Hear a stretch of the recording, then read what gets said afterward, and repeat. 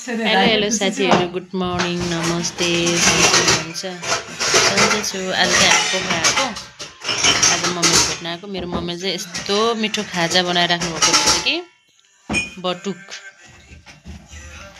दिदी कस्तो लाग्यो हजुरलाई आज मेरो माइत आउँदा? एकदम रमाइलो हो। यहाँ चाहिँ हाम्रो कुक बन्छ मिस्का मिस्का। ल मिस्का नबोल्नु त उल्टा लोट्यो लोटे भाइ। यहाँ चाहिँ कुक। म नि त के भयो बेबीलाई? कुक छ ल, हामी खानेछौँ ल साथीहरू। By by.